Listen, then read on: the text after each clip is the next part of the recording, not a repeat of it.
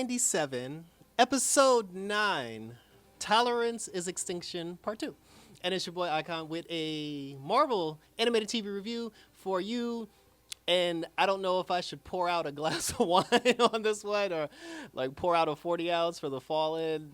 Like, I don't know. This one was a little. It was like both exciting to watch and hard to watch at the same time, and because of what happened, this actually strengthens my theory about how the final episode is going to be when the season ends. Like, I wonder if we're even going to get a follow up season to this. Thank God. Storm is back in the intro, so all is right with the world again. And Jubilee, she's back in the place where she's supposed to be. Nightcrawler's still there, so pretty much everybody's in the intro now except Bishop. So now, when the episode takes place, Professor Charles, he's back, and he's talking to his X-Men, and his X-Men basically aren't trying to hear it. He has a conversation with Scott Summers. Scott tells him to kick rocks, but because Scott was just like, "Look, you handed the keys to the kingdom over to Magneto, and he just blacked out the entire planet, and he refused to turn the power back on. So what are we gonna do?"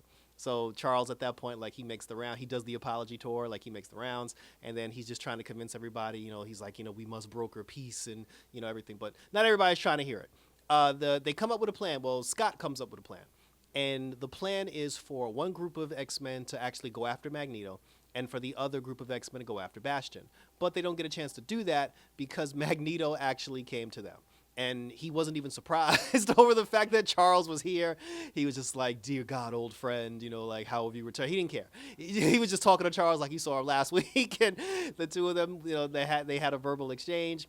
And it didn't go so well. And Magneto basically, it was just like, "Oh, thousands will die." And he was like, "Thousands did die, Charles, and you did nothing but fly amongst the stars with your new piece of derriere." And which he left and came back for. So give Charles credit for that.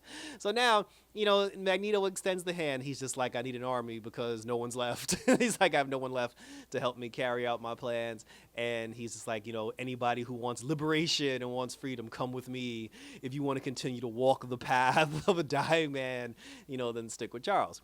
And of course, out of every single person, Rogue's, Rogue is probably, and I thought when the series started, I thought I was going to end up hating Scott. Scott actually hasn't been that bad. Rogue getting on my goddamn nerves. Like, Rogue is the worst character. She's the most unlikable character of this whole entire season. So, of course, her backstabbing, traitor ass, like, her emotional, like, she goes with Magneto. And then, surprisingly, what the boy name? Miguel, like, Sanchez? I forgot the kid name. But Jubilee's boyfriend, who has a suit. Like, where'd he get a suit? He has a suit now, and he decides to go with Magneto. Now, first and foremost, Roberto. So, Roberto only went with Magneto because he's just like, "Oh, my mom didn't accept me," and everything. And I'm like, boy, like, man up. But then, the thing with Rogue went with him because she's still upset over Gambit. So your way of dealing with your feelings for the guy that you love dying is to go with your ex-boyfriend and like take over the world.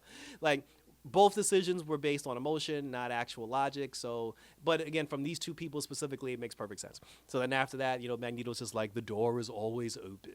And then, like, he goes and leaves. So now the X-Men are just like, Charles, he's just like, "We have to do something." He's talking to the president. He's like, he's like, I can get through to Magnus.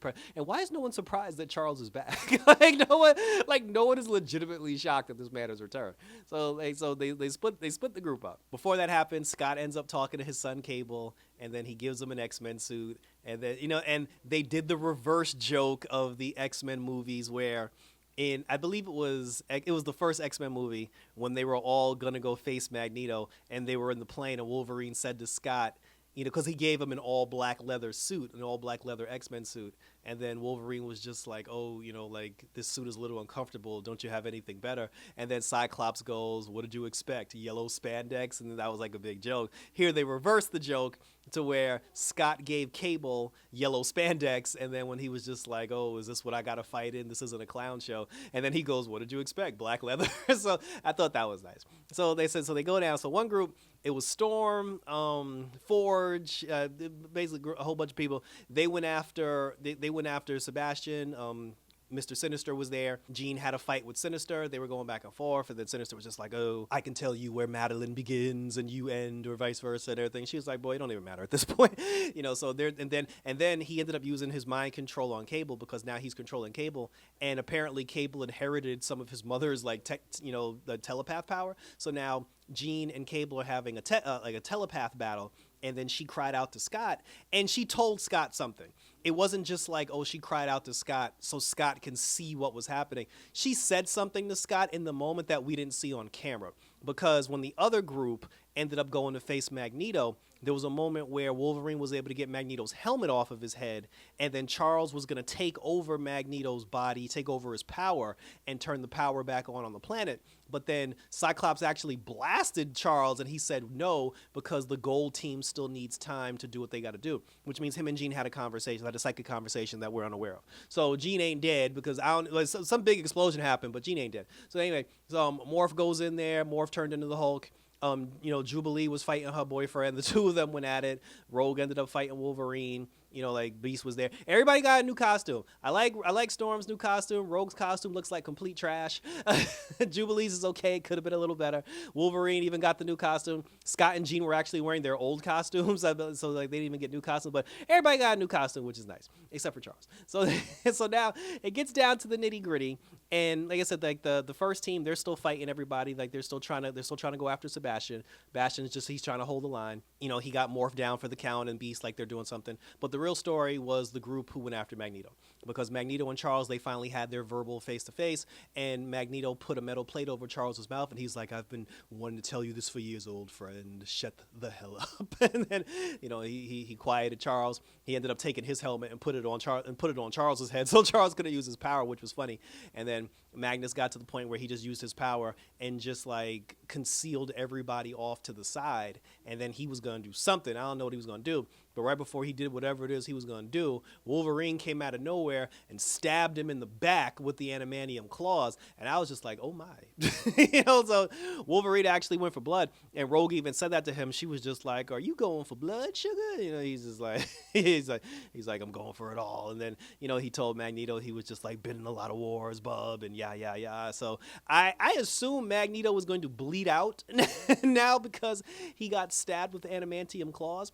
But before he was able to, before he hit the ground, before he left this world, he made one last ditch attempt, and he told Wolverine, he said, "Our feud is finally over." And this is a trick that he's been saving since the beginning, since the dawn of time. He could have done this at any moment, but he chose not to do it, I guess, out of respect for Charles Xavier. But because now him and Charles were going back and forth, and Charles tried to take over his body, take over his power, I guess he assumed, like, fuck it, all bets are off at this point. And Magneto used his power and basically ripped the adamantium out of Wolverine's body. And I was just like, shit. Because it's not, yes, he has mutant healing power, but the adamantium was like it's attached to his bone. So it's not like he has metal plating over his bones. The adamantium basically liquefied onto his bones and then hardened. So you basically just ripped his skeleton out of his body. And yeah, that's yeah. Thank you for tuning in. So there's one episode left and everybody's dead. So Wolverine is dead. I don't see Magneto coming back from this. So I'm assuming the final episode is going to be everyone versus Sebastian, because Magneto got stabbed in the heart with adamantium claws. There's no way he survives that. Wolverine is dead. His skeleton got yanked out of his body. He's not coming back from that. I don't know what's happening. I honestly don't know what's happening. But I do hold true to my previous statement. Unless, if they plan on following up the season with another season, then what I'm about to say is going to be true. If they're not planning on following this up with another season, then maybe all these deaths are going to stick. But I doubt it, because the show is very popular. People love it. So why would they not do another season? And Bishop got mentioned.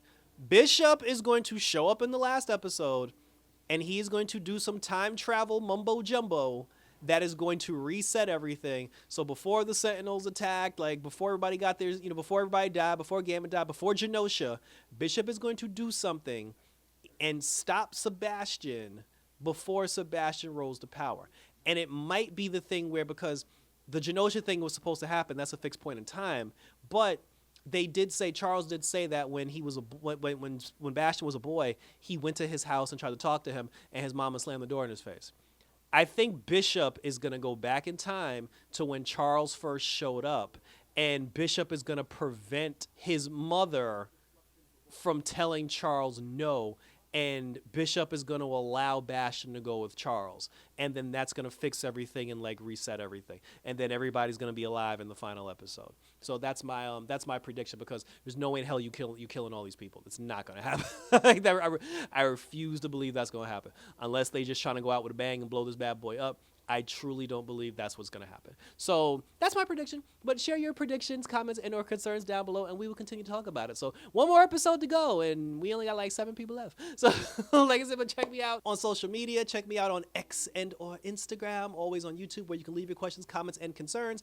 I am on TikTok, but I gotta post that information. I believe it's Red Eyes Entertainment on TikTok, but I only got one thing up there yet, so it's a work in progress. But definitely hit me up, because we got some more things coming down the pipeline. My Adventures of Superman is about to start, I believe, in a week, so thank goodness for that. Like, I'm definitely looking forward to that, and convention season, because we already got our ticket to BrooklynCon, and that's coming up in June. So that was it, guys. So until next week for the season finale, or maybe the series finale of X-Men 1997. Take care. Pour one out for your boy Logan. Until next time, we're out this.